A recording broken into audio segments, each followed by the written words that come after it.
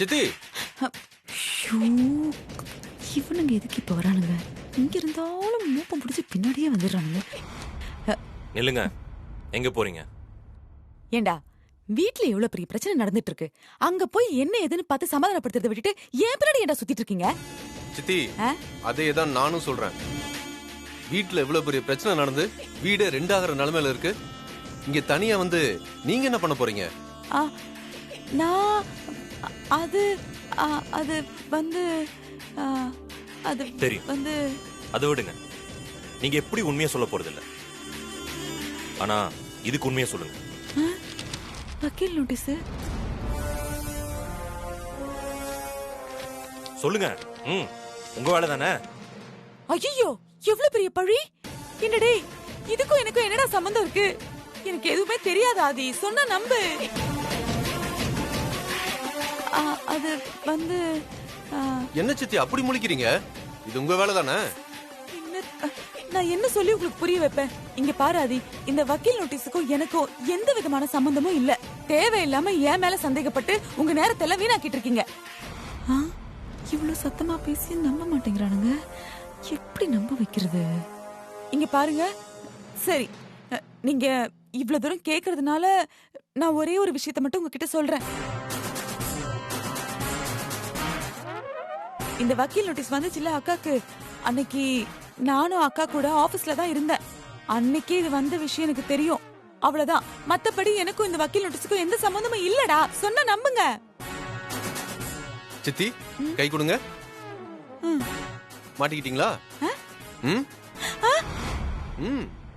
சித்தி, எந்த official நோட்டீஸும் office பக்கம் வரவே வராது. ஆனா இந்த நோட்டீஸ் ஆபீஸ்க்கு வந்திருக்கு.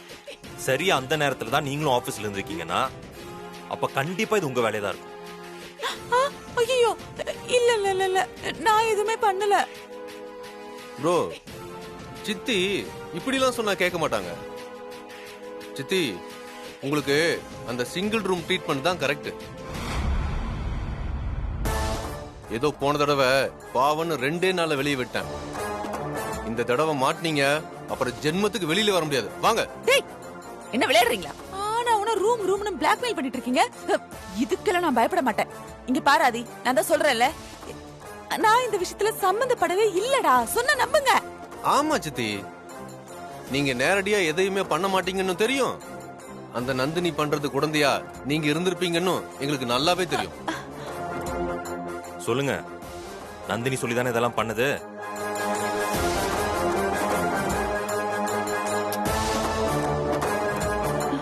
சரி, இவ்வளவு தூரம் கேக்குறீங்க, சொல்றேன். நந்தினி தான் இதெல்லாம் செஞ்சா.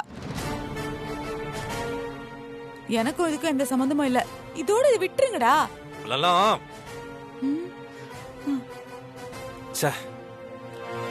வீட்டுக்குள்ளே இருந்துகிட்டு எல்லா பிரச்சனைக்கும் காரணமா இருந்திருக்கீங்க. உங்களுக்கு என்ன பண்றதுனா?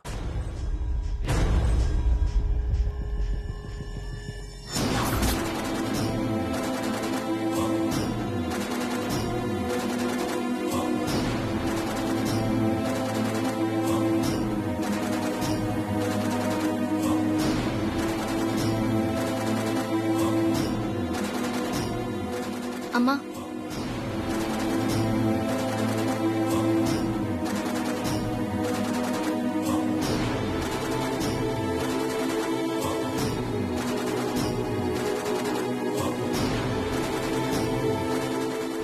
வக்கீல் நோட்டீஸ்ல ஏதோ தப்பு இருக்குமா?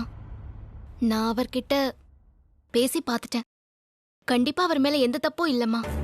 அவரை பத்தி உனக்கு என்ன தெரியும் பார்வதி?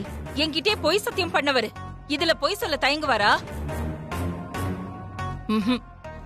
அவர் சொல்றதையெல்லாம் நம்பாத. இல்லம்மா, வக்கீல் நோட்டீஸ பார்த்து அவரே ரொம்ப குழம்பி போயிருக்காரு. நிச்சயமா அவர் சொத்துல பங்கு கேட்க மாட்டாருமா. இவ்ளோ கான்பிடென்ட்டா அவருக்காக வக்காலத்து வாங்கிட்டு இருக்க நீ? அவரை பத்தி உனக்கு என்ன தெரியும்? சின்ன வயசுல இருந்து நான் அவரை பார்த்துட்டே தான் இருக்கேன். ஒரு சுயநலவாதி. அவரோட சுயநலத்துக்காக எதை வேணாலும் செய்வாரு, எவ்வளவு பொய் வேணாலும் சொல்லுவாரு.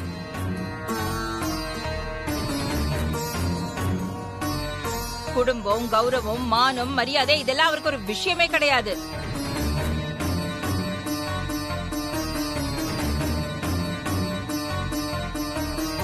அப்பா உயிரோட இருக்கும்போதே எதை வேணாலும் செய்ய துணிஞ்சவர்.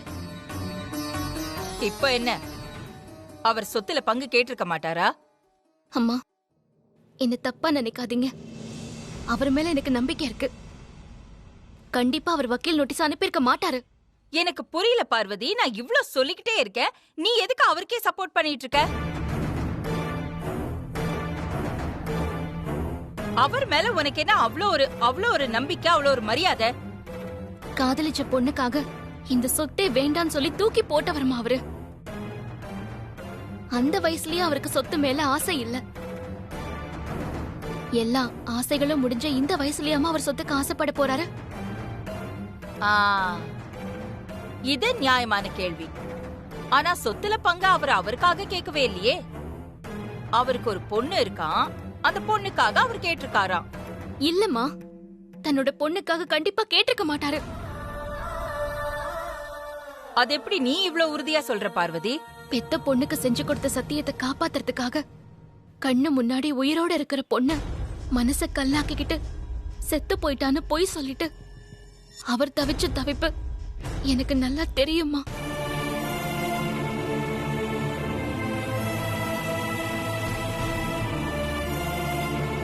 தனக்கு கிடைக்க வேண்டிய நியாயமான அங்கீகாரம் கிடைக்காம போனா அதனால ஏற்படுற வலி என்னன்னு எனக்கு நல்லாவே தெரியுமா. சரி, கம் டு தி பாயிண்ட். என்ன சொல்ல வர? என்ன மன்னிச்சிருங்கம்மா.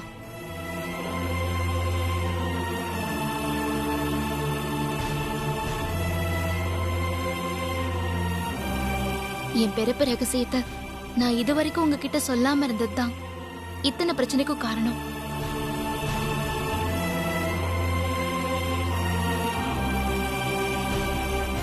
இதுக்கு மேலேயும் அந்த ரகசியத்தை உங்ககிட்ட சொல்லாம மறைக்கிறது ரொம்ப தப்பா இருக்கும்.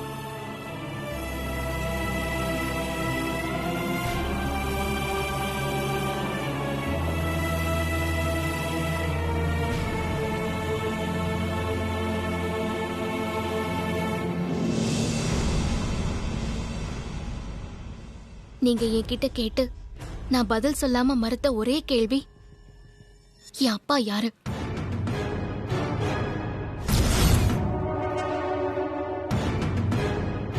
அதுக்கு இப்ப நான் பதில் சொல்றேம்மா.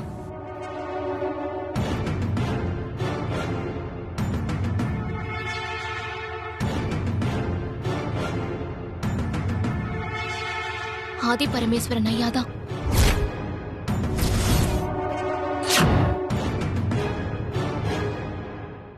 என் அப்பா.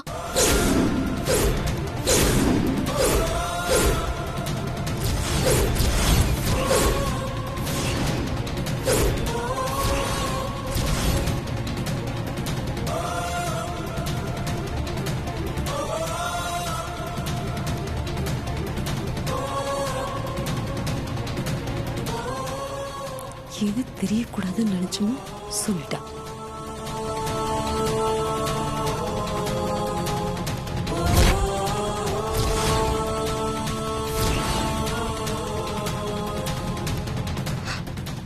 அன்னைக்கு ஆதி பரமேஸ்வரன் ஐயா பிறந்ததுமே இறந்துட்டுதான் சொன்ன அவரோட பொண்ணு நான் தான் அம்மா.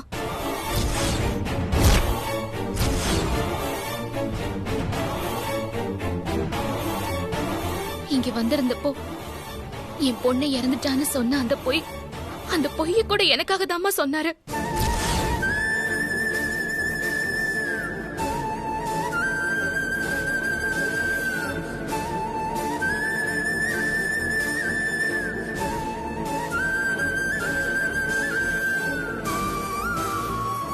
பார்வதி சொன்னது உண்மைதாமா. ஆதி பரமேஸ்வர ஐயா கிட்ட இருந்ததா இந்த கையால பார்வதிய வாங்கின.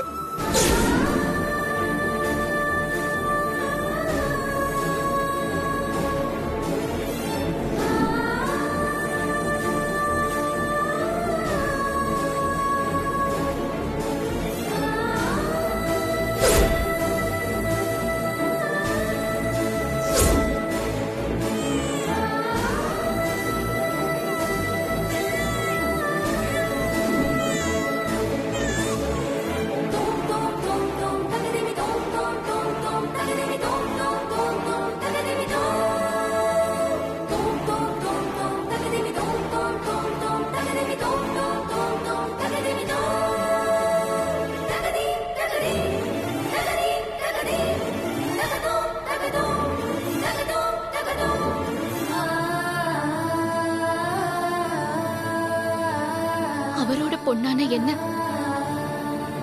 நீங்க இந்த பரம்பரையோட மூத்த மருமகளா ஏத்துக்கிட்டதுக்கு அப்புறம் அவர் ஏமா சொத்தை பிரிச்சு கேட்க போறாரு? அம்மா, பார்வதி சொல்றது உண்மைதாம்மா. வக்கீல் நோட்டீஸ் மாமா அனுப்பல, நந்தினி தான் அனுப்பியிருக்கா.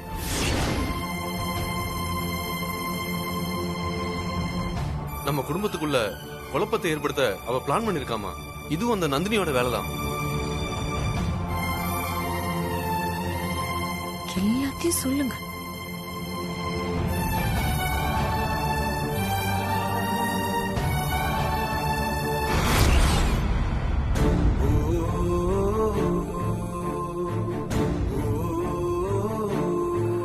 பெத்த அப்பாவையும் கூட பிறந்த தங்கச்சியும் ஒதுக்கி வச்சுட்டு நான் என் வாழ்க்கையை தேர்ந்தெடுத்தேன்.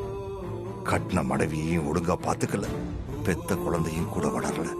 என்னால கூட இருந்த எல்லாருமே கஷ்டம் மட்டும்தான் அனுபவிச்சிருக்காங்க.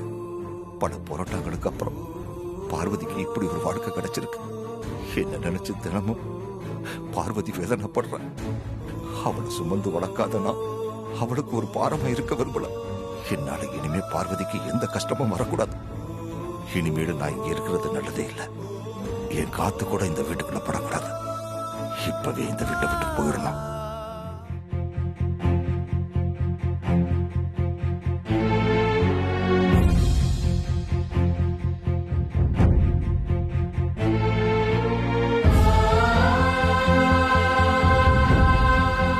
நில்லுங்க.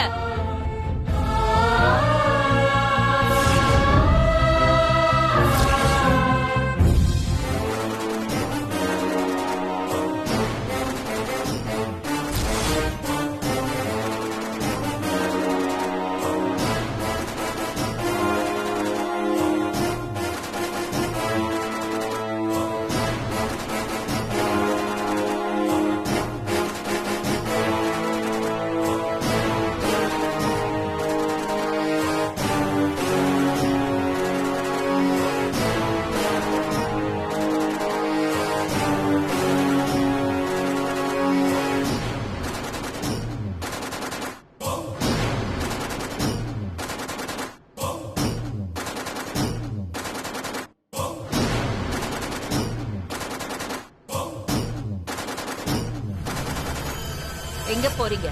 இதுக்கு மேல இங்க இருந்து நான் என்ன பண்ண போறேன்? எந்த உறவும் வேணாம்னு போன வேணாம். நான் விட்டுட்டு போன பாசம் என் தங்கச்சியாலையும் அவ குடும்பத்தாலையும் திரும்ப கிடைக்கும்னு நான் நம்பி வந்தேன். நான் ஏன் இங்க இருக்கணும்?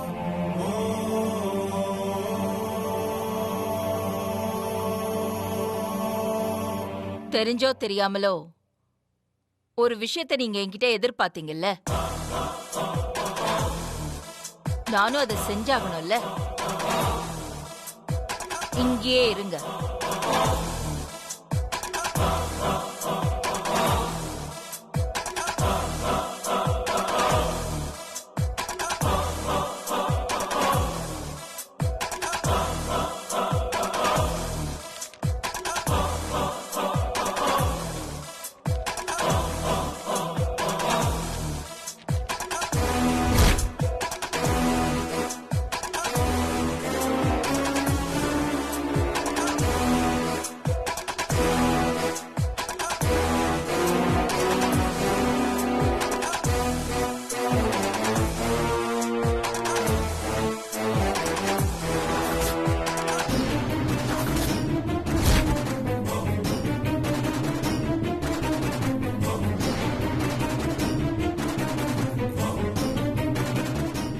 நான் இவ்வளவு சொல்லியும் நான் தான் வக்கீல் நோட்டீஸ் அனுப்பினேன்னு நீ நம்புறியாகிலா? அந்த வக்கீல் நோட்டீஸ்ல சொத்துல பாதிதான் நீங்க கேட்டிருக்கீங்கன்னு எழுதியிருக்கு. இது பாதி இல்ல. ஆதிக்கடவூர் பரம்பரையோட ஒட்டு மொத்த என்னென்ன ப்ராப்பர்ட்டிஸ் இருக்கோ எல்லாத்தோட டாக்குமெண்ட்ஸும் இருக்கு. இத உங்ககிட்ட ஒப்படைக்கிறேன்.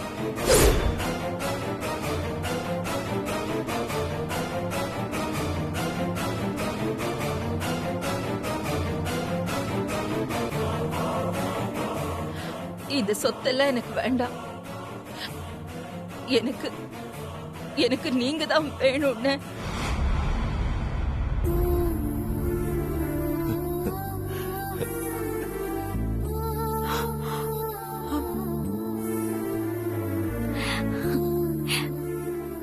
இந்த வீட்ல என் கூடவே எப்பவுமே இருந்துருங்கன்னு, இந்த வீட்டை விட்டு போகாதீங்கன்னு.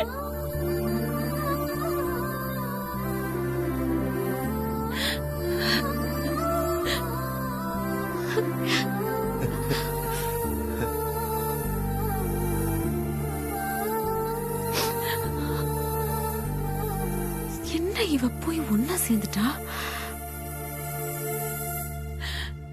உங்க தங்கச்சி இந்த அகிலா அகிலா கேக்குறேன்னு, என் கூடவே இருந்துருங்கன்னு, போகாதீங்கன்னு, எனக்கு சொத்தெல்லாம் வேண்டான்னு, நீங்க தான் வேணும்.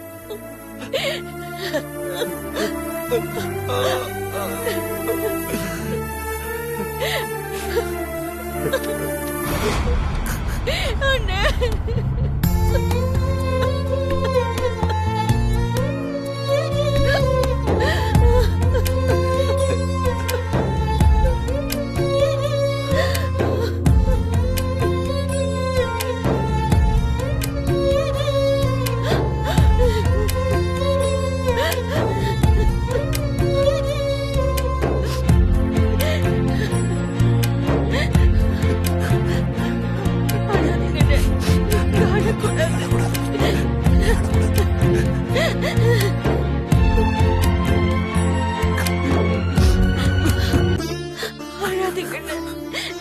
நீங்க அழறது என்னால பார்க்க முடியாது.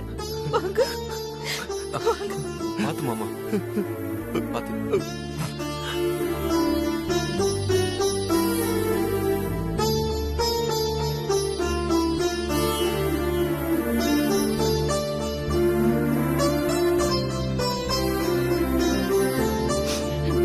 நீங்க என்கிட்ட இருந்து விலகி இருந்த இத்தனை வருஷத்துல ஒரு வார்த்தைக்கு கூட, ஒரு பேச்சுக்கு கூட நான் யாரையும் அண்ணான்னு கூப்பிடவே இல்லை.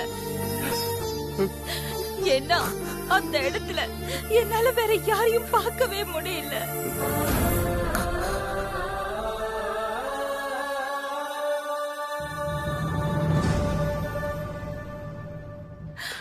அப்படி யாரையுமே கூப்பிடக்கூடாது நான் வைராக்கியமா இருந்தேன். நீங்க தான் என் அண்ணா.